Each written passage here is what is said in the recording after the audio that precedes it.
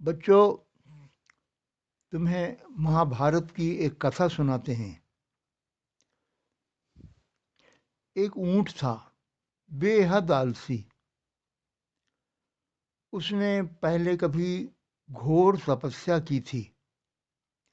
उसकी तपस्या से प्रसन्न होकर ब्रह्मा जी प्रकट हो गए थे और उससे वरदान मांगने को कहा था। तब उसने कहा था, तपस्या करते करते थक गया हूँ, अब विश्राम करना चाहता हूँ।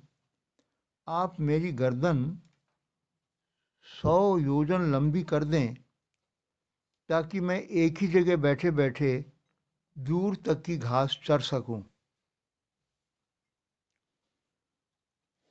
बच्चों, एक योजन में लगभग 8 मील होते हैं।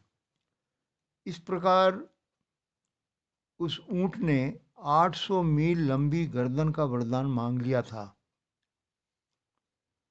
ब्रह्मा जी उसे मुंह मांगा वरदान देकर चले गए थे।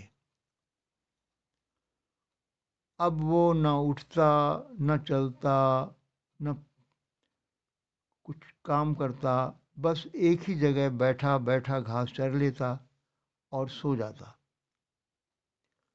तपस्या करने वाला वो कर्मठ अब आलसी बन गया। एक बार जोर की आंधी आई, घनघोर वर्षा शुरू हो गई। वो आलसी पशु इतनी लंबी गर्दन लिए हुए कहाँ भाग कर जाता।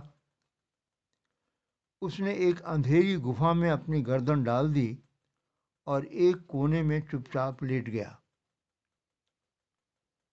वो 2 दिनों तक इसी दशा में पड़ा रहा। उसे भूख लगी तो अवश्य, गर्दन निकालकर कुछ खा लेने का विचार भी मन में उठा, लेकिन हर बार उसे आलस्य ने घेर लिया। तभी एक भूखा सियार उस गुफा में आया और वहां जा पहुंचा जहां उस ऊंट की गर्दन पड़ी थी।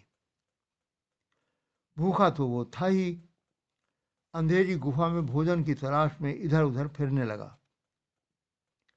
मांस की गंध आई तो गर्दन के पास जाकर सूंघने लगा। मांस है, ये तो वो समझ गया, लेकिन अंधेरे में वो ये नहीं समझ पाया कि ये किसी जीवित प्राणी की गर्दन का मांस है। उसने गर्दन का मांस खाना शुरू कर दिया। अब उस आलसी ऊंट को पीड़ा होने लगी। उसने अपनी गर्दन हटाने की कोशिश की। 100 योजन लंबी गर्दन फुर्ती से तो हटाई नहीं जा सकती थी, और न उस आलसी जीव में इतनी फुर्ती ही थी। उसने गर्दन हटाने की कोशिश की, लेकिन तब तक सियार उसकी गर्दन काफी घायल कर चुका था। अब पीड़ा असहनीय हो गई। ऊंट छटपटाता ही रह गया। उधर सियार मजे से मांस खाता रहा। अंत में पीड़ा सह न सकने के कारण ऊंट बेहोश हो गया और फिर मर गया।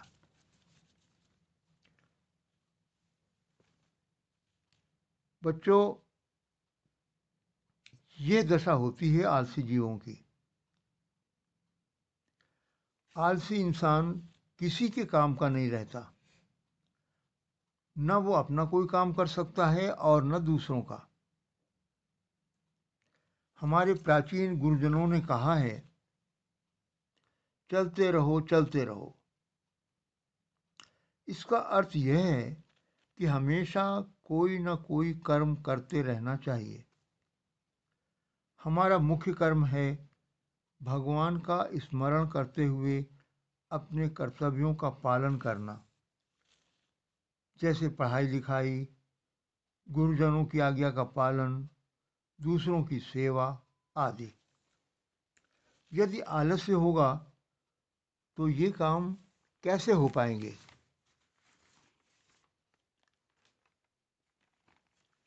आलसी व्यक्ति का जीवन ठहरे हुए पानी की तरह होता है, जो जल्दी ही गंदे हो जाता है।